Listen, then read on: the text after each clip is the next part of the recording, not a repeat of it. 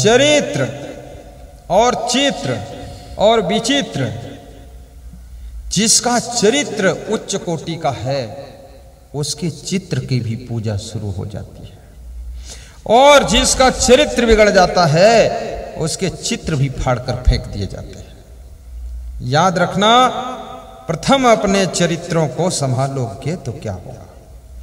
हर नारी चाहती मेरा पति चरित्रवान हो, हर बेटा चाहता मेरे माँ बाप चरित्रवान हो, हर बहू चाहती मेरे सास ससुर अच्छे हो।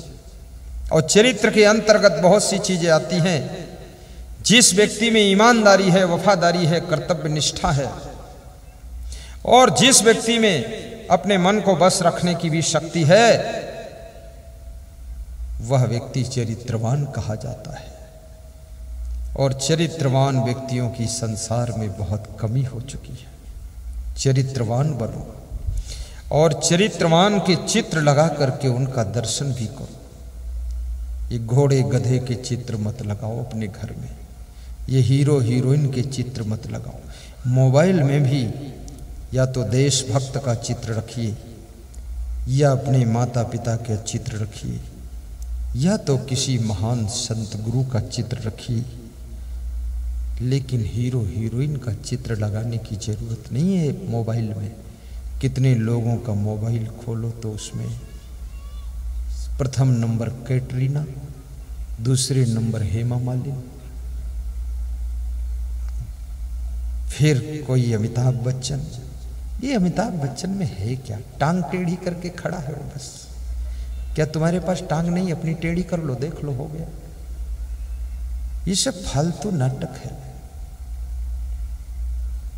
एक्टिंग दिखा रहे हैं। ये तो मूर्ख लोग ही देखेंगे, बाकी कुछ तो नहीं। मनोरंजन में क्या है? शांति है कोई? अपनी बुद्धि और जवानी का सदुपयोग कीजिए। उम्र जा रही है तेरी धीरे धीरे, झुकी जा रही है कमर धीरे धीरे, चली जा रही है उम्र धीरे धीरे, कम हो रही है नजर धीरे धीरे, सब धीरे धीरे खत्म हो रहा है। अपने चरित्र को संभालिए, बहुत आगे बढ़ोगे। फिर चाहे बिजनेस करो, चाहे राजनीति करो, चाहे घर में रहो, चाहे खेती बाड़ी करो, उन्नति कोई रोक नहीं सकता है। चरम सीमा का विकास करोगे, धन्य हो जाओगे, महान बन जाओगे। आपका घर स्वर्ग बने, ऐसी मेरी शुभकामना है। आपके घर में कलह कलेश ना हो, सहनशीलता आपकी बढ़नी चाहिए। कभी तुम्हारा पति जोर से बोल दे, गम खा लेना, जवाब ना देना। तुम्हारी पत्नी कभी थोड़ा सा जोर से बोल दे, मुस्कुरा देना कि ऐसी आवाज पहली बार सुना हो। धन्य हो देवी, आपके पास कई कैटेगरी की बांसुरी है। और कभी तुम्हारे माँ बाप रूठ जाए, उनको भी मना लेना, पैर छू लेना। कभी सास ससुर तुमसे दुखी हो जाए, उनको फिर से खुश कर लेना। 2 दिन की जिंदगी में 10-5 लोगों के साथ में जीना है, तालमेल बिठा कर रहना। अपने बेटे बेटियों के जीवन का भी ख्याल करना, अच्छा घर बनाना, अच्छा सत्संग भी कराना। अपने घर में सत्संग, प्रवचन, कीर्तन, भजन का वातावरण बनाना। मैं गुजरात गया हूँ, वहाँ जिसके घर में देखो तो बहुत अच्छा साउंड सिस्टम लगा है। सुबह सुबह भजन बजते हैं, नाश्ता करते समय प्रवचन बजते हैं, शाम को फिर भजन प्रवचन, दोपहर में फ्री हो गए, 3-3 घंटे प्रवचन सुनते हैं पेन ड्राइव से, मेमोरी कार्ड से। आपके घर में भी ये प्रबंध होना चाहिए। अभी मेरा भक्त उज्जैन जिले में एक है, कह रहा था गुरुदेव दारू पीता था, बर्बाद हो गया, मेरी वाइफ ने कहा 9 बजे एक महात्मा जी आते, प्रवचन तो सुन लो, और बात मत मानना, सुनो तो उनका। बोले एक दिन सुना, अच्छा लगा, महीना भर सुनता रहा, दारू छूट गई। बोले घर भी नहीं था, 1 साल में घर खड़ा कर दिया, दूसरे साल तुमको बुला लिया, दूसरा घर भी बन रहा है, अब कार खड़ी कर दूंगा और उसके बाद तुम्हारा प्रोग्राम खड़ा कर दूंगा यहाँ। अब कह रहा था गुरुदेव दारू के नशे में चूर रहता था, सब बर्बाद हो गया था। अब डेली की मेरी बचत 700-800 की है, डेली 700-800 तो वो बचते हैं दारू वाले पैसे, और जो नशे में पड़ा रहता था, टाइम बर्बाद होता था, उस टाइम में मैं कमाता हूँ। बुद्धि लगा दिया, राजा बना दिया आपने। मैं आपसे भी कहूँगा अपने घर में ऐसा साउंड सिस्टम रखो, स्क्रीन अच्छी रखो, प्रवचन के मेमोरी कार्ड रखो, पेन ड्राइव रखो, गाड़ी में भी प्रवचन सुनो। आपके प्रदेश के मुख्यमंत्री भी प्रवचन सुनते हैं, गाड़ी में जब बैठते सुनना शुरू करते हैं। छत्तीसगढ़ के रमन सिंह मुख्यमंत्री, वो भी प्रवचन सुनते हैं। वो कह रहे थे कि प्रवचन से हमारा भी सुधार होता है, क्योंकि हर आदमी जो जहाँ वहीं बिगड़ता जा रहा है, सुधरने की सबको जरूरत है।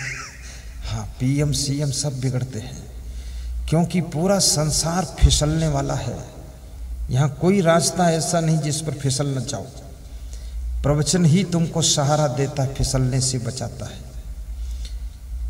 और साथ में यहाँ पुस्तक की दुकान पर शायद पेन ड्राइव मेमोरी कार्ड आपको मिल सके, 150-150 घंटे का चुना चुना प्रवचन ले लो। मोबाइल के यूट्यूब में प्रवचन सुनो, परोपकार चैनल, सुखद सत्संग चैनल, असंग देव असंग साहिब चैनल, 4 चैनल चल रहे हैं, जिसके 86 लाख व्यूअर हो चुके हैं। 90,000-95,000 व्यूअर रोज बढ़ रहा है, पूरे वर्ल्ड में सुन रहे हैं लोग। 2 महीने में इतने व्यूअर हुए हैं।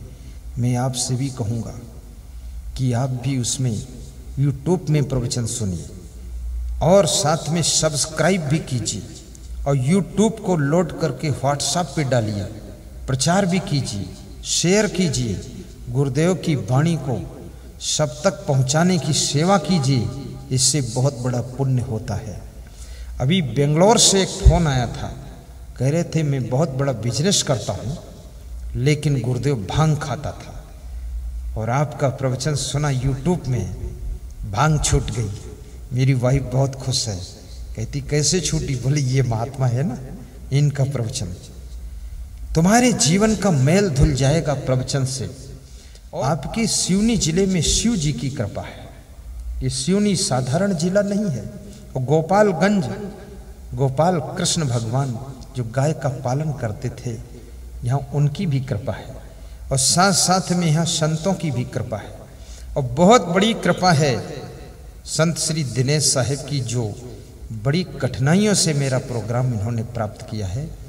मैंने अपने संत जी को कहा था कि वहाँ प्रोग्राम मत देना, क्योंकि वो साहिब कमज़ोर हैं, संभाल नहीं पाएंगे।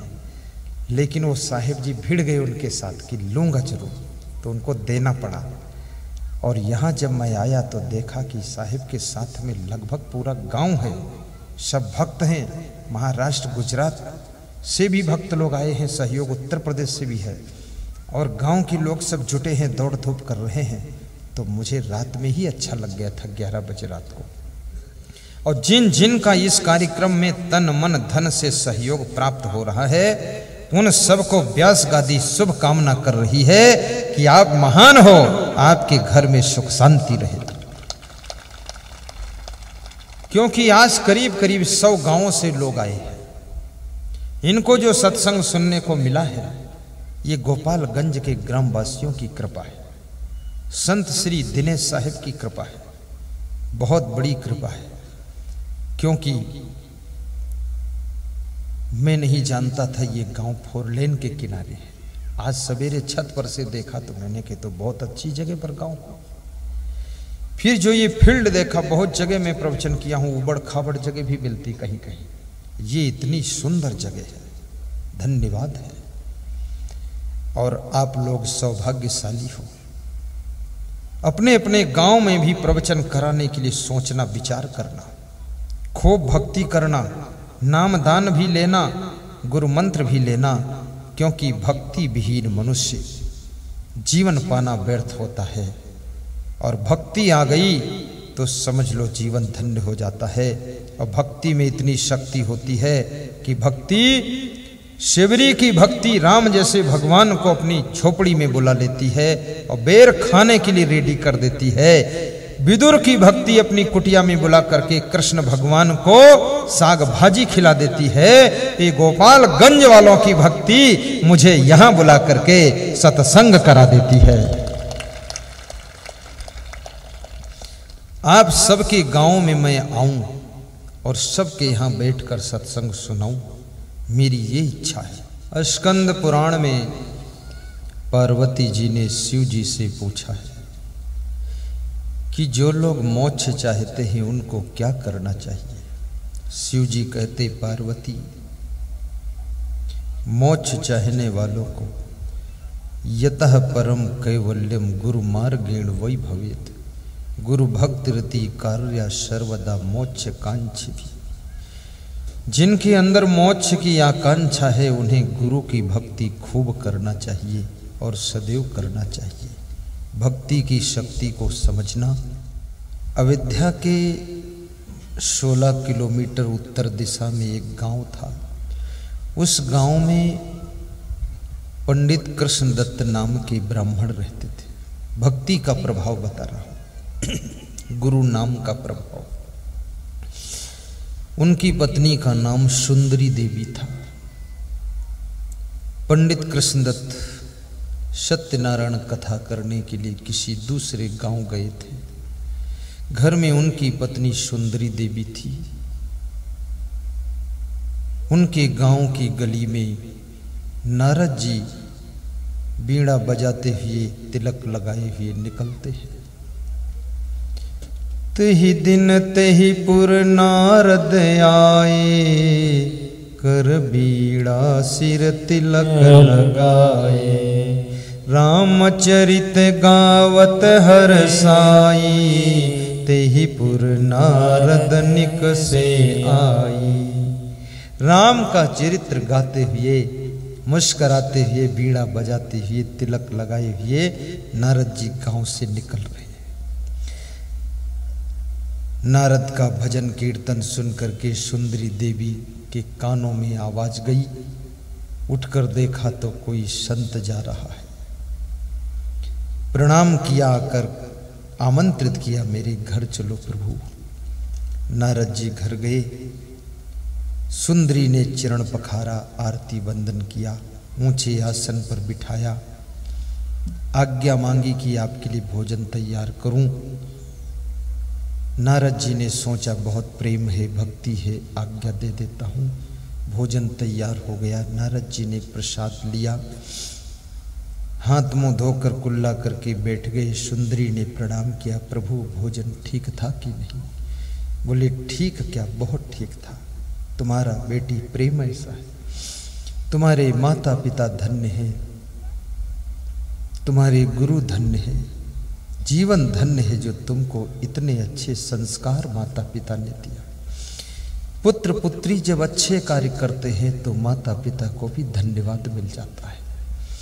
शिष्य अच्छा कार्य करता है तो गुरु को भी धन्यवाद प्राप्त होता है। गांव का कोई व्यक्ति अच्छा कार्य करे तो गांव वालों को भी धन्यवाद मिल जाता है।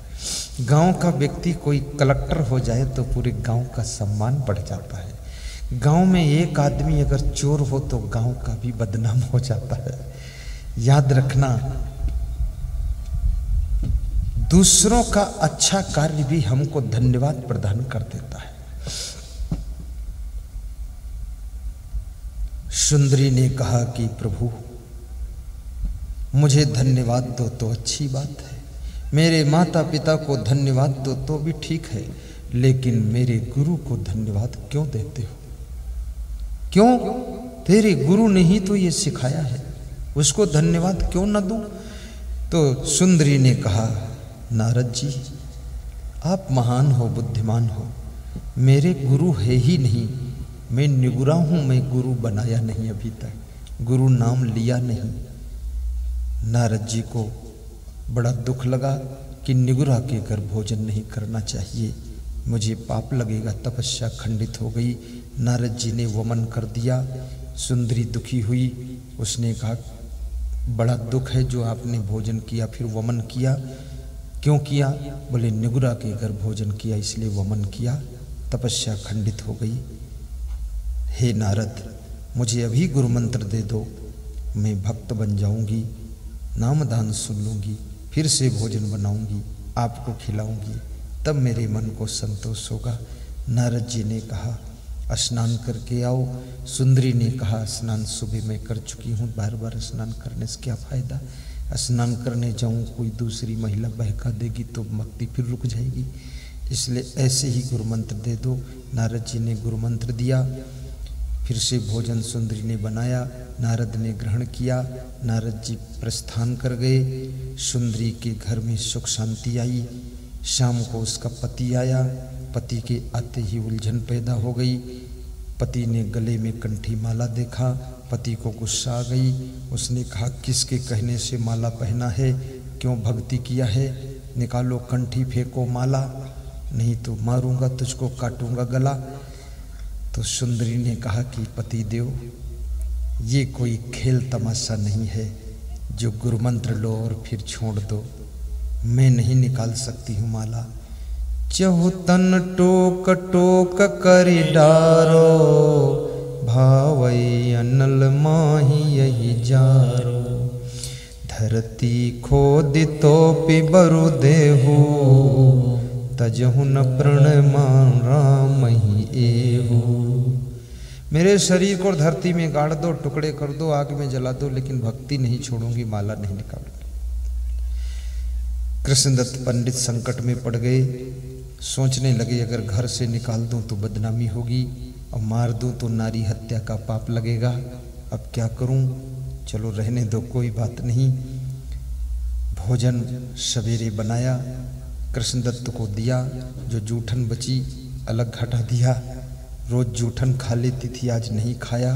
कृष्णदत्त को अपमान लगा कि जो हमारी जूठन नित खाई, अब वह दूर से देत बढ़ाई, अब वो खाती नहीं है, क्योंकि अब वो गुरुमंत्र ले लिया और पति निगुरा है तो जूठन कैसे खाए। तो कृष्णदत्त ने कहा अब की तव गुरु आवई ग्रामा, मोहूं गुरु करी सुमिरऊं रामा। अब की तुम्हारे गुरु जी आ जाए तो मैं भी गुरु मंत्र ले लूं, सुमिरन करूं, एक जैसे हो जाए तो ठीक रहेगा। थोड़े दिन में नारद जी का आगमन हुआ। सुंदरी ने हाथ जोड़कर कहा गुरुदेव, इनको भी गुरु मंत्र दीजिए। पंडित कृष्णदत्त ने भी निवेदन किया, हमको गुरु मंत्र चाहिए। नारद जी ने कहा स्नान करके आओ। कृष्णदत्त स्नान करने नदी पर गए। वहाँ दूसरा पंडित मिल गया। उसने धोती का फेंटा पकड़कर रोका और पूछा कहाँ जा रहे हो जल्दी जल्दी। बोले स्नान करने। बोले क्यों, इतना सुबह क्या काम है? बोले गुरु मंत्र लेना है। बोले बुद्धि है कि नहीं है, गुरु मंत्र लेने जा रहे हो? बहकाने वाले भी बहुत मिलते हैं। बोले इस उम्र में कहीं गुरु मंत्र लिया जाता है, बुढ़ापे में गुरु मंत्र लिया जाता है, जब सुनाई न पड़े तब गुरु मंत्र सुनना चाहिए। जब दिखाई न पड़े तब गुरु का दर्शन करना चाहिए। दिख नहीं रहा है आंखों से, गुरु के सामने बैठे रहो। उत्तर प्रदेश में रात में प्रवचन होता है, ज़्यादातर 10-10 हजार लोग इकट्ठे होते हैं। तो रात में प्रवचन था, तो प्रवचन समाप्त हुआ तो 4 लोग, उस समय अन्नदान हम लेते थे, भंडारा था इसलिए, तो 4 लोग कुछ लेकर आए। तो मैंने सोचा बोरी में गेहूं लाए। तो मैंने पूछा बोरी में क्या है? बोले बोरी नहीं है, मेरी अम्मा है। तो हमने कहा इनको 4 लोग लाद क्यों लाए? बोले चल नहीं पाती, उठ नहीं पाती। तो यहाँ क्यों लाए हो मंच पर? बोले इनको गुरु मंत्र दे दो। तो हमने कहा सुनती हैं? बोले 5 साल से सुनती भी नहीं। तो हमने कहा मंत्र सुनाऊंगा तो सुनेंगे नहीं तो क्या सुनाने से फायदा? बोले तुमको क्या परेशानी, तुम्हें दक्षिणा तो पूरी मिलेगी, तुम बोल दो मंत्र। मैंने कहा सवाल दक्षिणा का नहीं, जब सुन नहीं पाएंगे कल्याण कैसे होगा? हमने कहा दर्शन कर पाती? बोले दिखता भी नहीं है, चल भी नहीं पाते, सुन भी नहीं पाते, अभी इस उम्र में गुरुमंत्र ले रहे हैं। तो मैंने कहा रहने दो फालतू। अरे बोले तुम दे दो, दक्षिणा तो 1100 दे देंगे हम। जबरदस्ती कंठी पहनवा दिया और मंत्र बोल दिया। हमने कहा तुम सुन लो। बोले हम भी ऐसे हो जाएंगे तब हम भी सुनेंगे। गुरुमंत्र तो अच्छी उम्र में सुनना चाहिए, ये बुढ़ापे में थोड़े सुना जाता है। अब जैसे हम बुढ़ापे में साधु बनते हैं, कोई मतलब ही नहीं, कहीं कमर दर्द, कहीं घुटना दर्द, बुद्धि काम नहीं करती, चल भी नहीं पाते। मैं 21 साल की उम्र में संत बना, सोच समझ कर संत बना, और संत बन करके इसमें कुछ कर भी पाया। चलो सत्संग सुनाया, लोगों को कुछ सुधार हुआ समाज का। तो बुढ़ापे का काम तो रिटायरमेंट उम्र है, उसमें फालतू काम है, रेस्ट करो, उसमें कुछ नहीं हो सकता। इसलिए गुरुमंत्र अच्छी उम्र में लेना चाहिए।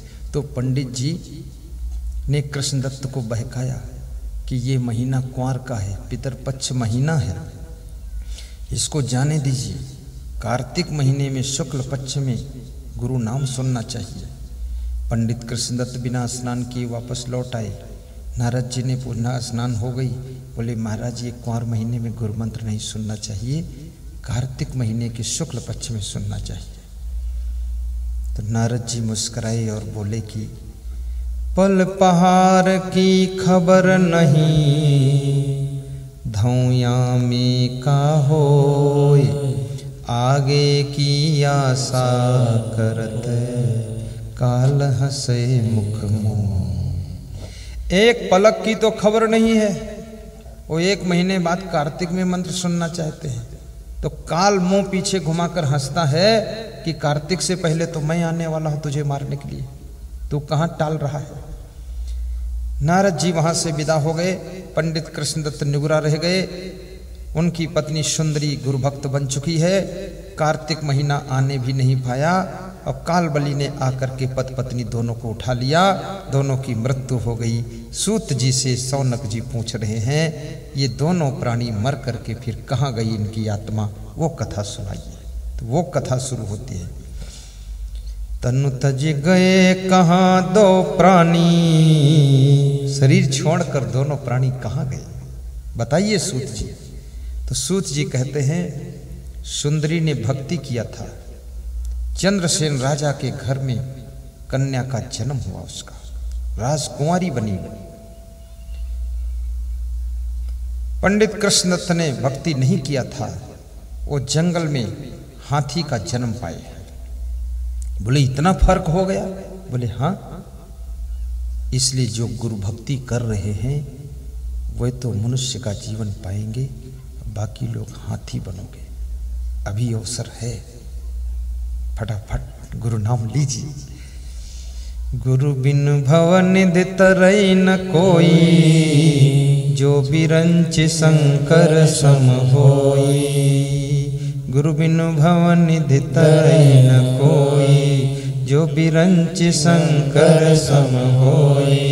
राम कृष्ण से को बड़ा, उन्हों तो गुरु की। 3 लोक के वै धनी, गुरु आगे आधी। गुरु के बिना कल्याण का कार्य शुरू नहीं होता है। कन्या धीरे धीरे बड़ी हो रही है, विवाह के योग्य हो गई। इधर उस हाथी के बच्चे को जंगल से राजा चंद्रसेन ने पकड़कर मंगाया, क्योंकि राजाओं को हाथी की जरूरत रहती थी। वो बच्चा भी धीरे धीरे हाथी का बड़ा हो रहा है। बच्चा उस कन्या को देखता है, पूर्व जन्म की याद आ जाती है। कन्या हाथी के बच्चे को देखकर पूर्व जन्म की याद करती कि ये तो मेरे पति की आत्मा है, ये हाथी हो गई। और हाथी देखता है ये तो मेरी पत्नी राजकन्या हो गई। आज कहाँ मैं घास फूस खा रहा हूँ, कहाँ ये रबड़ी मलाई खा रही है। इतना फर्क पड़ गया। स्वयंवर की रचना हुई, हाथी दुखी हो गया। हाथी ने सोचा जो आज तक मेरी पत्नी रही है, अब वो दूसरे की पत्नी बनेगी, इससे पहले मैं मर जाऊं तो अच्छा है। हाथी ने चारा खाना छोड़ दिया। वैद्य डॉक्टर आए, हाथी ठीक नहीं हुआ। कन्या ने राजा चंद्रसेन से कहा पिताजी मैं ठीक कर दूं। राजा ने कहा देरी मत कर बेटी, जल्दी हाथी को कुछ मंत्र दे दे। कैसे ठीक होगा? बोले वो मैं जानती हूँ, इसको शरीर की बीमारी नहीं, इसका रोग दूसरा लगा। जा करके कन्या ने कहा कि तब कीन्ह्यो कार्तिक की आशा, अब काहे छाड़्यो दाना घासा। हे पति देव, तब तो तुमने कहा था मैं कार्तिक में गुरु मंत्र लूंगा, अब ये दाना घास क्यों नहीं खाते, भूखों मर रहे। हाथी ने कहा कि मैं देख नहीं पाऊंगा कि तुम दूसरे के साथ शादी करो, इसलिए मैं भूखा रहकर पहले मर जाना चाहता हूँ। तो कन्या ने कहा आप खाइए, मैं वादा करती हूँ दूसरे के साथ विवाह नहीं करूँगी, मैं कुंवारी रह लूँगी तुम्हारे लिए, लेकिन तुम जिंदा रहो। तो हाथी को विश्वास हो गया, चारा दाना खाने लगा, हाथी तंदुरुस्त हो गया। स्वयंवर की रचना हुई, कन्या को माला दी गई कि जाओ ये राजकुमार बैठे, इनको माला पहनाओ। जयमाला लेकर कन्या निकलती है, राजकुमारों के बीच में राउंड करती हुई जाकर के हाथी के गले में माला पहना देती है। जब हाथी के गले में माला पड़ गई, राजकुमार शर्मिंदा हो गए कि हाथी का विवाह हो गया और राजकुमार ऐसे रह गए, हाथी कुंवर दामाद बन गया। तो राजकुमार नाराज होकर उठ कर चलने लगे। राजा चंद्रसेन ने सबको हाथ जोड़कर बिठाया कि बैठो, कन्या है, गलती हो गई, भूल हो गई। हाथी के गले से माला निकाल ली गई। हाथी फिर दुखी हो गया कि लगता है मैटर बिगड़ सकता है। कन्या को रानी ने बुलाया, रानी ने उसको बहुत डांटा, गोद में बिठाकर समझाया कि बेटी राजकुमार को माला पहनाना है, हाथी कुंवर को नहीं पहनाना है, मेरा दामाद कोई राजकुमार बनेगा। दूसरी जयमाला दी गई, कन्या को भेजा गया, कन्या राउंड करती है, फिर हाथी कुंवर को माला पहना देती है। राजकुमार रूठ जाते हैं, उठने लग जाते हैं। राजा ने फिर हाथ जोड़कर बिठाया कि बैठो, एक बार चांस और देता हूँ। हाथी खुश हो गया कि दोबारा भी मेरा चांस रहा। कुछ लोगों ने हाथी के गले से माला निकाल ली कि तुम दामाद कहाँ बन सकते हो। हाथी फिर दुखी हो गया कि बड़ा झंझट है, लोग बाधा डाल रहे हैं।